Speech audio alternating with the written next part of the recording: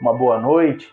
Um prazer poder estar aqui com os irmãos mais uma vez para falarmos de Jesus, para falarmos desse Jesus que liberta, desse Jesus que salva, desse Jesus que transforma vidas.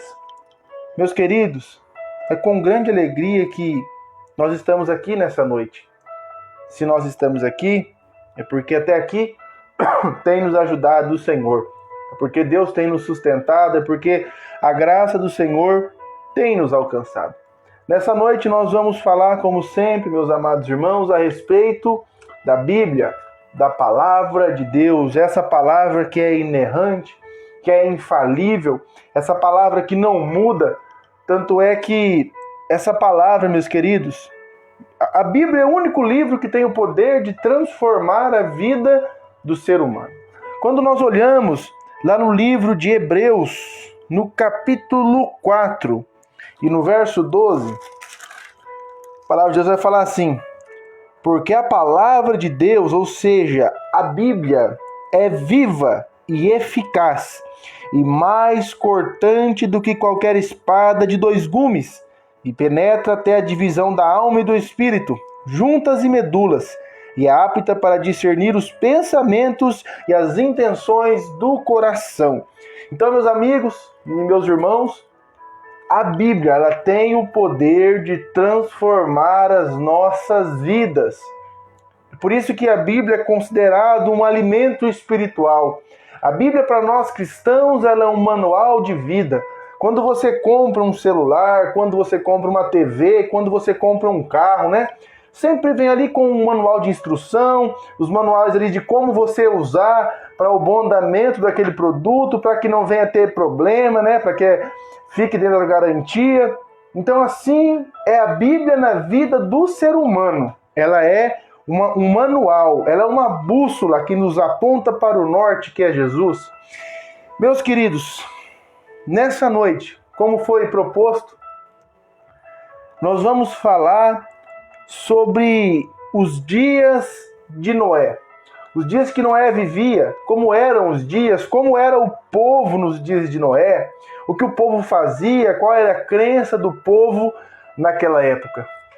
Aqui no capítulo 6 do primeiro livro da Bíblia, livro de Gênesis, vai falar o seguinte, capítulo 6, verso 5 a seguir do livro de Gênesis, vai falar assim: viu o Senhor que a maldade do homem se havia multiplicado na terra, e que era continuamente mal todo o desejo do seu coração.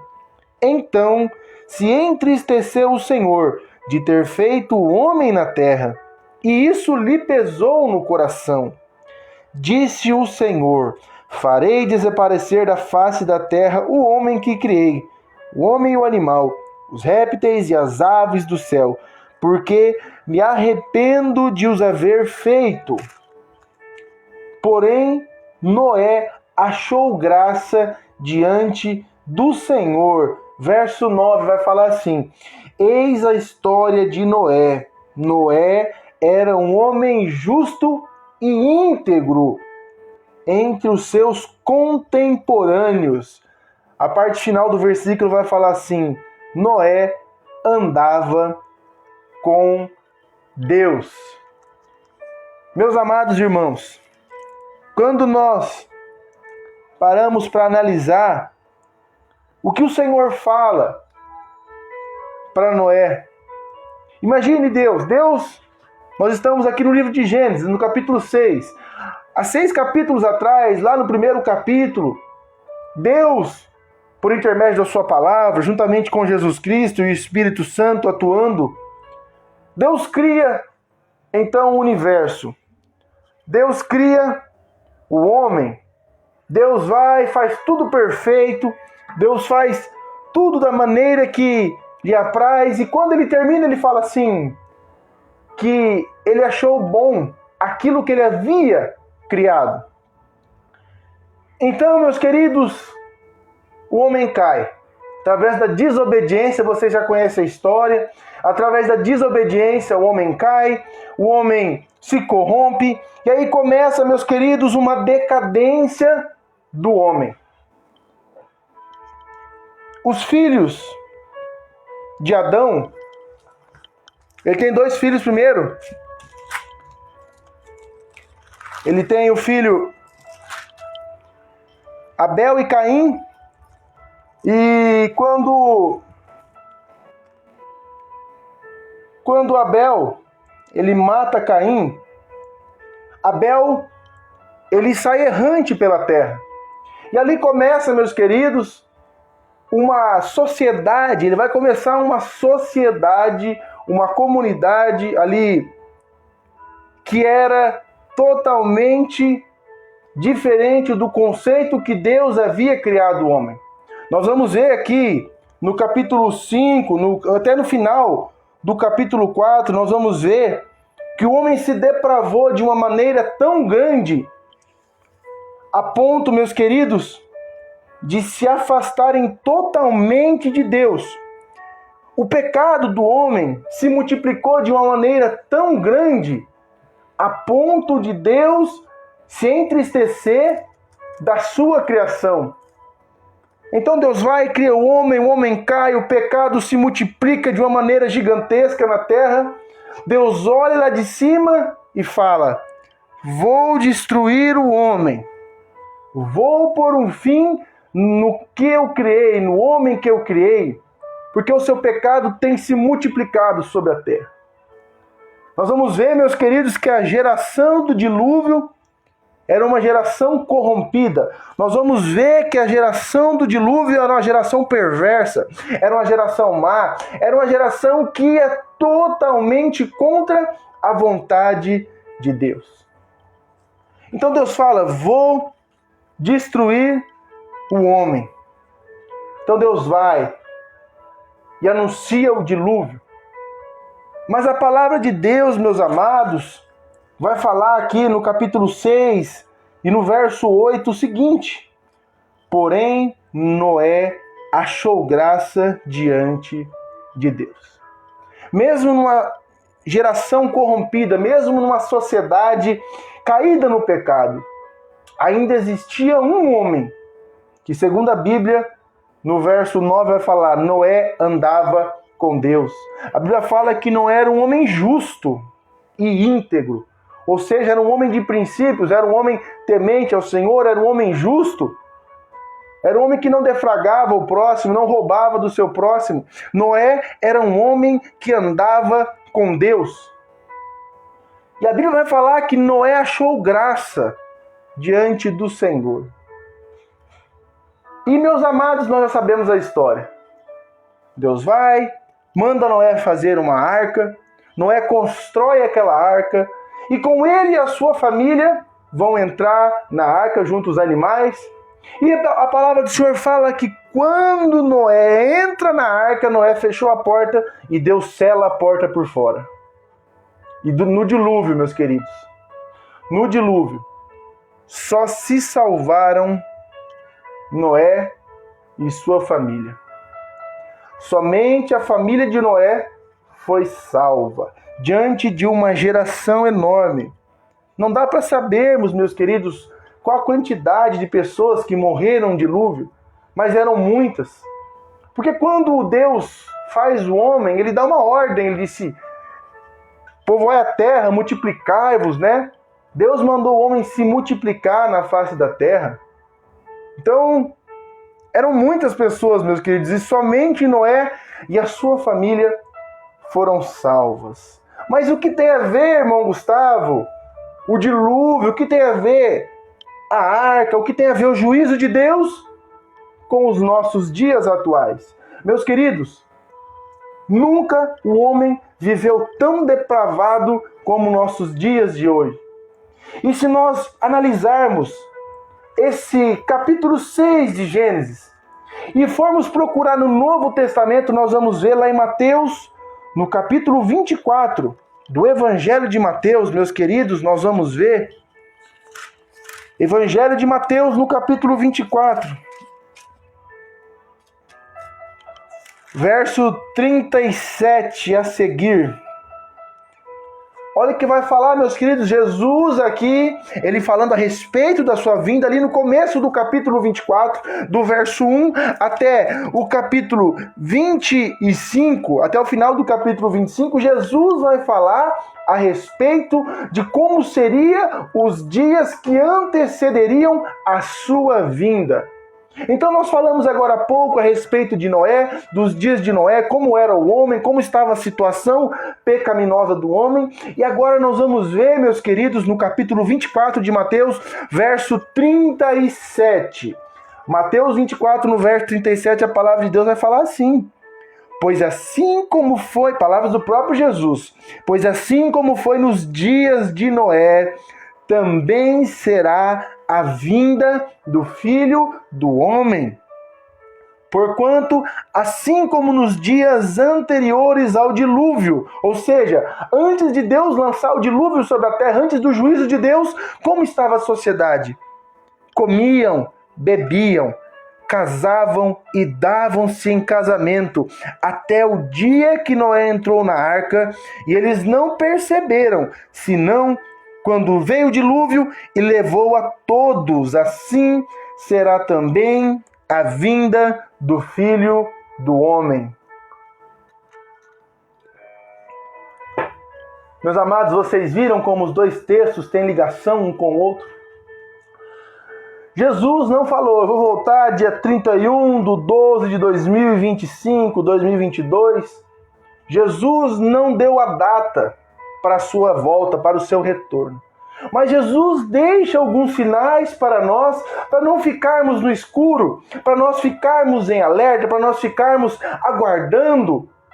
Jesus vai falar, meus amados, no capítulo 24 de Mateus, verso 37, onde nós lemos que como foi nos dias de Noé, ou seja, assim como era a sociedade nos dias de Noé, assim também seria a sociedade nos dias que antecederiam a volta de Jesus. Meus amados, e nós vemos isso no nosso dia a dia. Nós vemos como o homem está corrompido. O homem não liga mais para a justiça.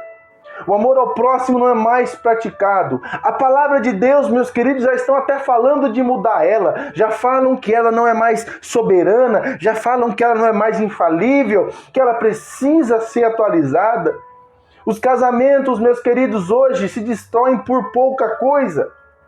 Hoje não é mais pecado você roubar. Hoje não é mais pecado você mentir. Hoje tudo é normal na sociedade. E nós vamos analisar, meus queridos, que Jesus disse que o homem, a sociedade, a humanidade na época de Noé, como eles viviam? Eles viviam da seguinte maneira: eles comiam e bebiam, casavam e davam-se em casamento. O que isso quer dizer, meus queridos?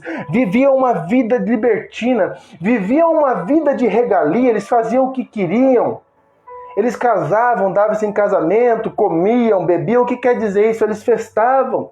A vida era normal, assim como nos dias de hoje. Hoje, se você pegar uma pessoa que ela não é cristã, se você conversar com ela, hoje uma pessoa almeja o fim de semana para poder sair, para poder festar, para poder beber. Sabe Deus fazer mais o quê? Nós vemos que Jesus vai falar que casavam e davam-se em casamento. Quantas e quantas pessoas hoje, meus queridos, casam, descasam, recasam e continuam naquela coisa. Nós vamos ver, meus queridos, que hoje a sociedade que nós vivemos não tem nada de diferente da sociedade, da humanidade, da época do dilúvio. Então Jesus, ele nos deixa um alerta. Jesus disse, assim como foi nos dias de Noé, ou seja, assim como era a sociedade pré-diluviana, assim será também a vinda do Filho do Homem. Meus amados, só não vê que Jesus está voltando quem não quer. Só não vê que Jesus está às portas quem não quer. Meus amados, Jesus está às portas. As profecias estão se cumprindo. Se nós lermos, leia na sua casa depois com o tempo, pega ali Evangelho de Mateus, você é católico, você é evangélico, você que possui a Bíblia na sua casa, se não possui também, hoje nós temos livre acesso pela internet, basta você digitar no Google Mateus capítulo 24, você vai abrir a página, tem tantas e tantos sites da Bíblia, você vai abrir, você leia e veja o que o capítulo 24 de Mateus vai falar. O capítulo 24 de Mateus, Jesus vai dar todos os sinais que antecedem a sua volta. Meus queridos, fome, pestes, terremotos, o amor se esfriando, falsos cristos, a sociedade, meus queridos, corrompida. Nós vamos ver, meus amados, que a sociedade está em total decadência. E eu falo com toda a convicção, a única coisa que pode mudar a sociedade por completo é o Evangelho de Cristo. Não existe educação, não existe escola, não existe nada que possa transformar a vida do ser humano como o Evangelho de Cristo. Somente o Evangelho de Jesus tem o poder de transformar as vidas.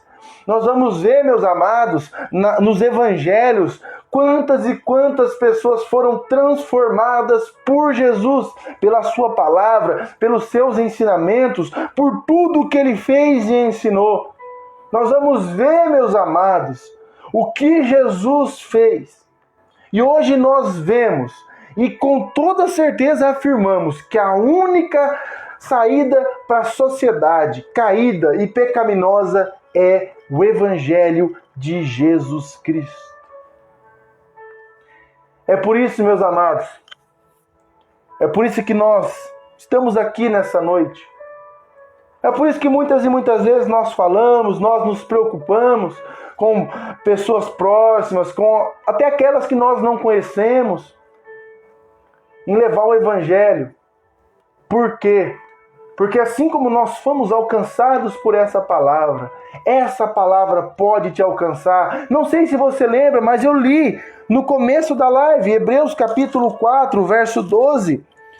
Porque a palavra de Deus é viva e eficaz, mais penetrante que qualquer espada de dois gumes, e vai até a divisão da alma e do espírito, juntas e medulas, e apta para discernir os pensamentos e intenções do coração. Nós vemos, meus queridos, que a palavra de Deus, ela vai lá no íntimo do ser humano. Nós vemos que a palavra de Deus é a única que tem o poder de ir lá na divisão da alma e do espírito.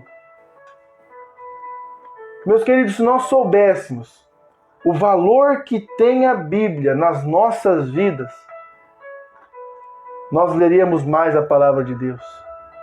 Quando nós lemos, meus queridos, a palavra de Deus, ela é um manual para a nossa vida. Quando você pega ali, por exemplo, uma receita, você quer fazer um bolo, você vai lá no Google, digita lá receita de bolo de chocolate.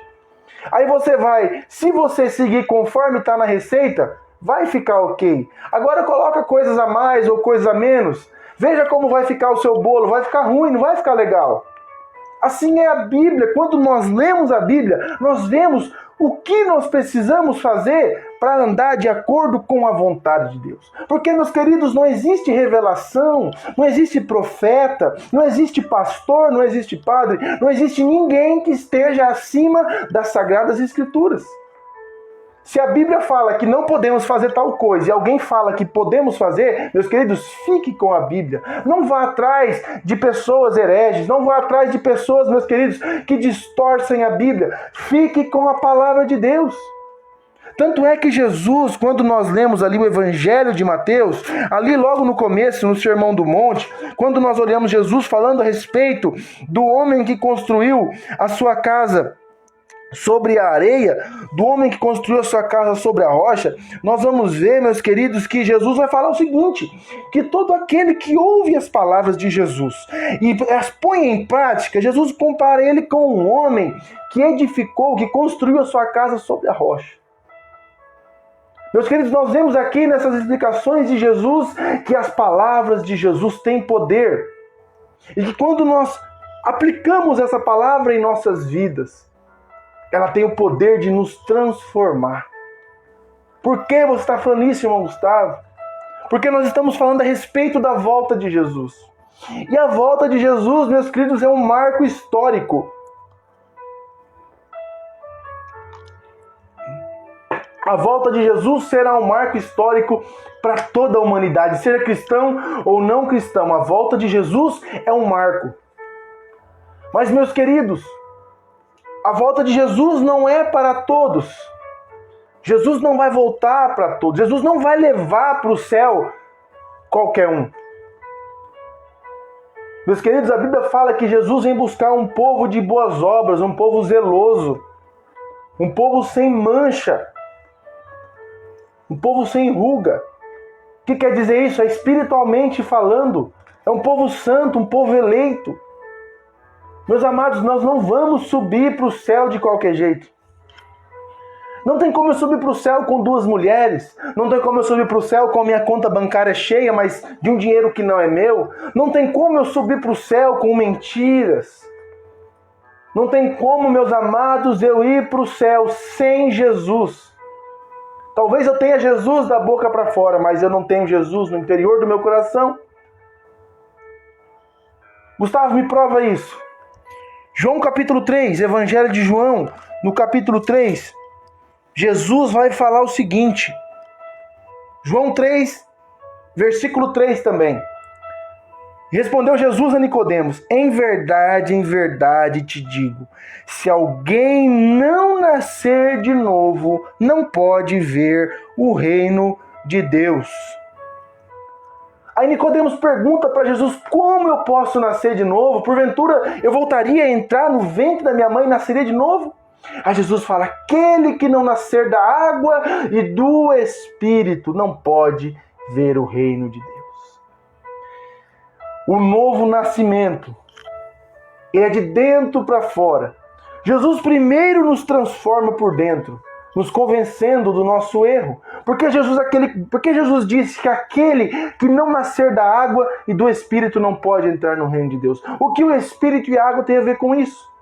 Primeiro, o Espírito é aquele que nos convence do pecado, da justiça e do juízo. Evangelho de João, no capítulo 15, vai falar sobre isso. Que o Espírito Santo é aquele que vai nos convencer do que é certo e do que é errado. Um exemplo, quando você vai fazer algo errado, quando você vai fazer algo que não é da vontade de Deus, você vai sentir algo na sua consciência, pensando: olha, é errado isso. É o Espírito Santo te mostrando aquilo não é correto. É o Espírito Santo te convencendo. Aí Jesus fala: aquele que não nascer da água também, batismo. Água simboliza purificação. Água simboliza a sede, a água que mata a sede. Jesus disse, lá no Evangelho de João, no capítulo 4, que aquele que beber da água que ele dá nunca mais teria sede. Jesus foi batizado. Não que ele tinha pecado, mas ele foi batizado para cumprir as Escrituras, para nos deixar o exemplo. E Jesus vai nos salvar do quê? Quando nós falamos: aceite Jesus e você será salvo. Aí as pessoas muitas vezes perguntam: salva do quê? Hoje existe um falso evangelho, que Jesus hoje é porta de emprego, Jesus é conta bancária cheia, Jesus é uma vida alegre, Jesus vai nos dar uma vida sem dificuldades. Isso não é evangelho. Evangelho é o poder de Deus para a salvação de todo aquele que crê, como disse o apóstolo Paulo. Evangelho de Deus é poder para a nossa salvação. Jesus, meus queridos, ele morreu para nos dar a vida eterna. João 3,16, porque Deus amou o mundo de tal maneira que deu o seu único Filho, para que todo aquele que nele crê não pereça, ou seja, não seja condenado, mas tenha a vida eterna. Primeira carta de João, no capítulo 2, vai falar o seguinte: essa é a promessa que ele nos fez, a vida eterna. Meus amados, o cristão passa sim dificuldade, como todo ser humano passa. Quem nunca passou por uma doença? Quem nunca passou por um problema financeiro? Quem nunca passou por uma dificuldade na vida? A diferença é que quando nós temos Jesus, meus amados, as coisas acontecem naturalmente de acordo com a vontade de Deus. Quando Deus é soberano na sua vida, meus amados, Deus, Ele nos ajuda nas dificuldades. O próprio Jesus disse, Mateus 6,33, buscai primeiro o reino de Deus e a sua justiça, e as demais coisas nos seriam acrescentadas. Meus queridos irmãos, nós temos que abrir os olhos espirituais e vermos que a volta de Jesus nunca esteve tão próxima como está agora. Jesus nunca esteve tão próximo de retornar como está agora. É tempo, meus amados, de olharmos para o alto, como disse o próprio Jesus, quando vocês começarem a ver essas coisas. Olhem para o alto, porque a vossa redenção está próxima. Aleluia, glória a Deus. Como fazer para alcançar a vida eterna? O que eu devo fazer para alcançar a vida eterna? Fizeram essa pergunta para o apóstolo Pedro, logo depois do dia de Pentecostes, logo depois ali que a igreja primitiva começou, depois de Atos capítulo 2, Pedro vai e faz um discurso, e aí ele faz aquele discurso, fala sobre Jesus, fala de Jesus ressuscitado, fala dos pecados da humanidade. Aí quando alguém prega o evangelho, a pessoa automaticamente, pelo poder do Espírito Santo, fica constrangida. E dentro de si ela pergunta, o que eu faço para alcançar a vida eterna? Fizeram essa pergunta para Pedro. Atos dos Apóstolos, capítulo 2, verso 37, vai falar assim: ouvindo o povo estas coisas, que coisa? A pregação do evangelho através de Pedro. Eles compungiram-se em coração, ou seja, se contristaram no coração e perguntaram a Pedro e aos demais apóstolos: que faremos, irmãos? Ou seja, o que faremos para ser salvos? Pedro respondeu: arrependei-vos dos seus pecados, e cada um de vós seja batizado em nome de Jesus Cristo para a remissão, ou seja, para o perdão dos vossos pecados, e recebereis o dom do Espírito Santo. É simples, meus amados, sermos salvos. Basta nos entregarmos a Jesus, nos arrependermos de tudo aquilo que fizemos de mal, de tudo aquilo que nós fizemos que entristeceu o Senhor. Fazer uma reflexão da nossa vida, confessar ao Senhor, a Deus. Porque, meus queridos, homem não pode perdoar pecado. Homem nenhum, seja ele pastor, padre, bispo, papa, seja qual for o grau do homem, o homem não perdoa pecado. Quem perdoa pecado é Jesus. Isso está lá no livro na carta do apóstolo João. Na carta do apóstolo João, no capítulo 1, verso 9, vai falar o seguinte: se confessarmos os nossos pecados, Ele quem? Jesus é fiel e justo para nos perdoar os pecados e nos purificar de toda injustiça. Então, confessar ao Senhor os nossos pecados e sermos batizados em nome de Jesus. Meus queridos, essa é a mensagem que eu queria trazer nessa noite. Mostrar aos irmãos o cenário do mundo, o cenário da humanidade. Mostrar o juízo divino. E mostrar que ainda tem solução para as nossas vidas. A solução para as nossas vidas é Jesus Cristo. Fique com essa palavra no seu coração, reflita nessa palavra, digere essa palavra. E eu creio que Deus vai fazer grandes coisas na sua vida através do Evangelho de Jesus. Através da pessoa bendita do Espírito Santo, aí no seu coração, te convencendo do que é certo e do que é errado. Se precisar de alguma coisa, meus queridos, me mande uma mensagem. Fale conosco, nós estamos aqui para ajudar. Seja o que for preciso, nós congregamos na Assembleia de Deus, ali no Nova Jandaia, no bairro Nova Jandaia. Nosso pastor é o pastor Jefferson, homem de Deus, juntamente com sua esposa, a irmã Jéssica. Nossa sede ali na Rua dos Patriotas, ao lado da Copel, nosso pastor-presidente, pastor Lúcio Maia, um grande homem de Deus, sua esposa, a irmã Damares. Meus queridos, procure ajuda, não é vergonhoso, não é feio nós procurarmos ajuda espiritual, porque todo homem ele precisa de uma ajuda espiritual. Procure ajuda, meus queridos, nos procure, nós estamos à disposição para te ajudar. seja o que for preciso, nós estamos aqui, meus queridos. Amar e servir, essa é a nossa missão. Meus amados, vamos fazer uma oração nesse momento?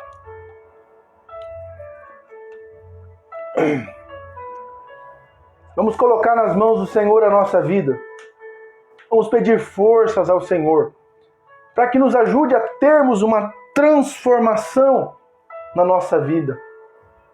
E que o Espírito Santo possa ter liberdade de falar aos nossos corações sobre aquilo que precisamos ser mudados.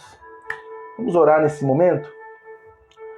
Maravilhoso Deus, estamos aqui, ó Pai, com o teu povo, papai. Pessoas sedentas pela tua palavra.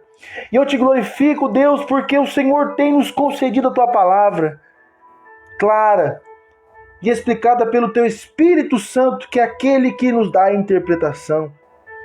Pai, no nome de Jesus, a tua palavra foi ministrada nessa noite.